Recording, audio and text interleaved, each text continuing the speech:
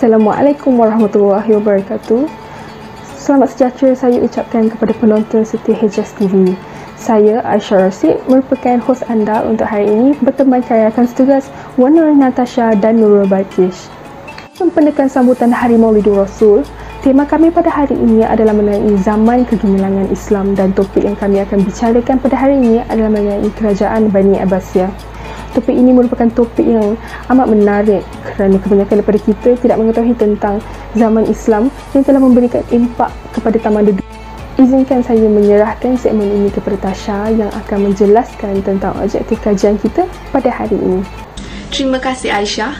Objektif yang pertama ialah terangkan aspek yang membawa kepada kemunculan kerajaan Bani Abbasiyah.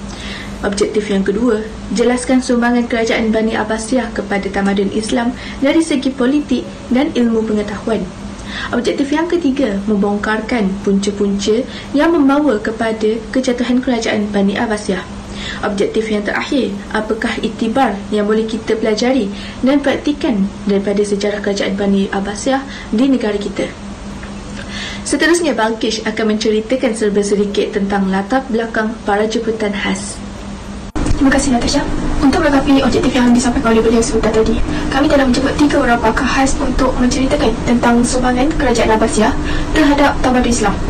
Izinkan saya menceritakan serba sedikit latar belakang tetamu khas kita pada hari ini. Tetamu khas yang pertama ialah Puan Asmizah binti Zainin, berasal daripada Kampung Limbaranang, Sabah. Beliau memiliki sejarah muda di Universiti Malaya Kuala Lumpur. Beliau menetap di Selangor dan seorang guru agama di Sekolah Menengah Kebangsaan Bandar Utama Damansara Rafat. Tetamu seterusnya ialah Tuan Suhaili binti Tuan Fikri, berasal daripada Pulau Pahang.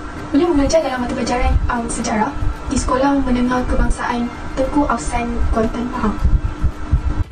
Tetamu khas yang terakhir adalah Puan Nur Hayati binti Jami'i yang berasal daripada Kuala Terengganu.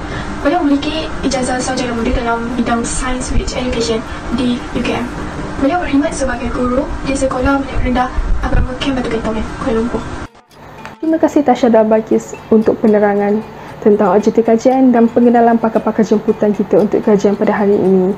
Jadi, tanpa kita membuang masa lagi, mari kita teruskan.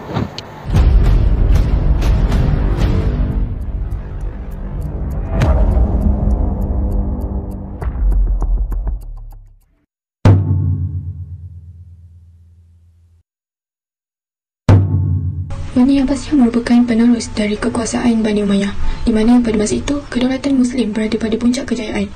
Nama Abbasiyah digunakan bersempena Al-Abbas bin Abdul Muttalib, iaitu salah seorang daripada bapa saudara Rasulullah SAW yang sangat disayangi baginda.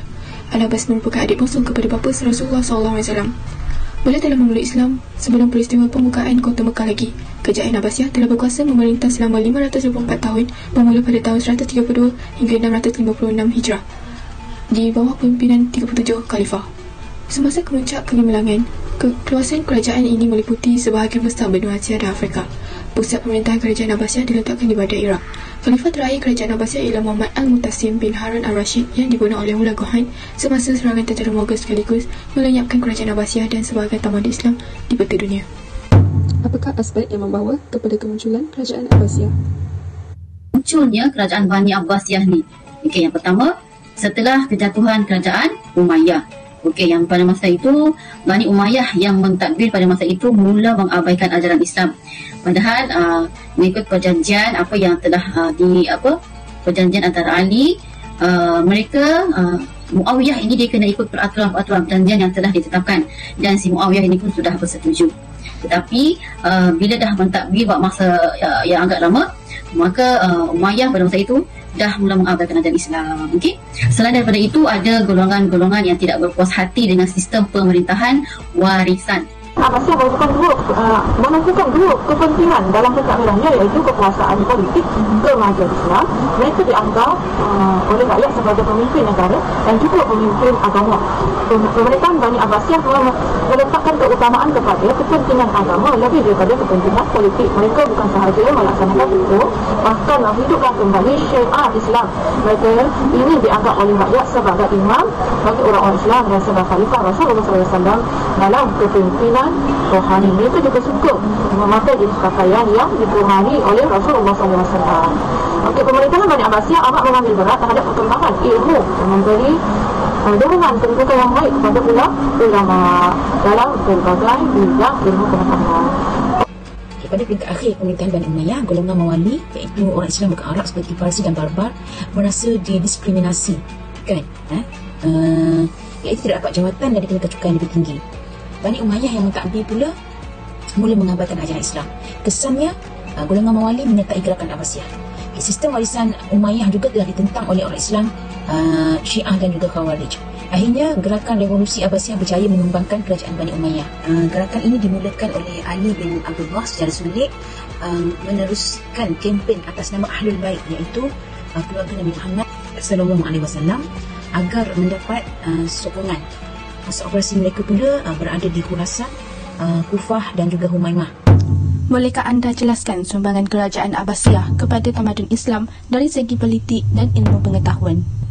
Sumbangan bahagian ilmu pengetahuan. Yang pertama, membuka minda dan perkembangan ilmu kerana Islam mewajibkan umatnya menuntut ilmu.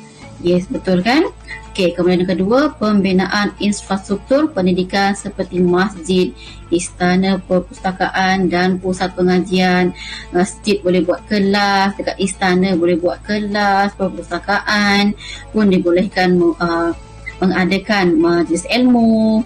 Okey, kemudian perkembangan ilmu dalam pelbagai bidang seperti ilmu Al-Quran, ilmu hadis, ilmu nahu, ilmu geografi, ilmu sains dan sebagainya lah. Okey. Pendidikan ataupun perkembangan ilmu pengetahuan, pemerintahan Bani Abbasi amat mengambil berat terhadap perkembangan ilmu serta memberi dorongan dan kedudukan baik kepada golongan ulama. Perkembangan ilmu dari dalam pelbagai bidang amat pesat berlaku pada zaman ini, sama ada dari segi pengajaran ataupun penulisan kitab-kitab, fiqh, hadis, dia ditulis dan dikumpulkan oleh ulama. Dan perbincangan ilmu berlaku berleluasa sehingga di dalam istana khalifah itu sendirinya, terutamanya dalam bidang hukum syarak tasyri' Islam. Kegiatan ilmiah dan penulisan berlaku pada zaman ini dan dapat melahirkan pelbagai pemikiran sehingga menimbulkan mazhab-mazhab tertentu dalam bidang tasyri' Islam ataupun bidang hukum syarak. Banyak ulama mujtahid muncul pada zaman ini dan memberi sumbangan kepada perkembangan ilmu dan pemerintahan. Segi politik, pertama ialah kedudukan khalifah. Khalifah merupakan kuasa tertinggi dalam struktur kerajaan Abbasiyah. Khalifah berkedudukan autokratik dan semua pemerintah berpunca daripadanya. Pada peringkat kemunduran Abbasiyah, kedudukan khalifah terus dikekalkan kerana ia dianggap punca kesahan kewibawaan dan kuasa seseorang atau sesuatu jawatan. Bolehkah anda membongkarkan faktor-faktor yang membawa kepada kejatuhan kerajaan Abbasiyah?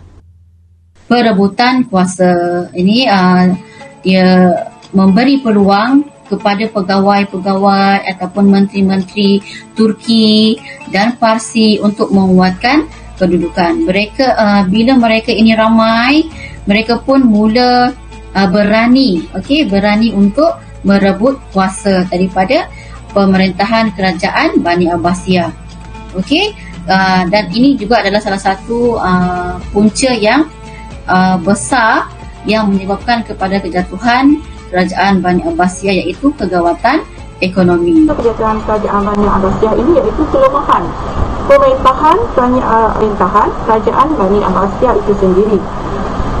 Contohnya, semasa pemerintahan kerajaan Watik, beliau tidak melaksanakan pembaharuan, hanya mengikut tradisi daripada bapanya sahaja. Maksudnya dia tidak melakukan perubahan yang dikenali oleh rakyat lah. Kegawatan ekonomi. Kerajaan Abbasiyah mula mengalami masalah kegawatan ekonomi pada penggal ketiga. Rusuhan dan pemberontakan seringkali mengganggu aktiviti perekonomian menyebabkan pedagang luar takut untuk datang ke Baghdad.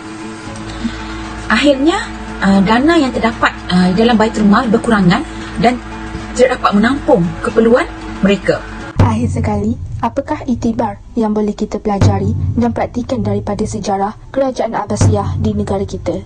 Mengikut Ustazah Tuan Suhaimi, iktibar yang boleh kita pelajari dan praktikan daripada sejarah kerajaan Bani Abbasiyah di negara kita ialah: yang pertama, kita harus sedar bahawa kemajuan yang dicapai pada hari ini adalah hasil daripada sumbangan umat Islam pada zaman kerajaan Abbasiyah. Ini pendapat responden saya, Puan Asmiza pula mengatakan bahawa keselamatan dan kestabilan negara merupakan tanggungjawab bersama. Ini kerana ia bukanlah tanggungjawab kerajaan semata-mata. Kita sebagai rakyat Malaysia harus membantu dalam meningkatkan ekonomi dan membangunkan negara kita. Dan jangan pula kita mengeluhkan lagi keadaan sedia kala. Kita haruslah sentiasa membantu kerajaan. Menurut pada ayat itu, iktibar seterusnya ialah kemajuan yang dicapai pada zaman itu dari segi ilmu pengetahuan, politik, keteseraan dan teknologi. Umat Islam perlulah belajar bersungguh-sungguh sehingga menjadi pakar dalam sesuatu bidang supaya umat Islam tidak dipandang rendah oleh agama lain dan menganggap kita sebagai umat Islam yang lemah. Aku lebih rela mempunyai hidup yang singkat tetapi lebar daripada hidup yang panjang tetapi sempit. Itulah petikan kata-kata Ibn Sina yang dapat saya kongsi pada hari ini. Semoga perkongsian kami pada hari ini dapat meluaskan lagi ilmu-ilmu pengetahuan tuan-puan dan boleh dijadikan iktibar. Itu saja daripada kumpulan kami. Semoga terus maju jaya. Assalamualaikum warahmatullahi wabarakatuh.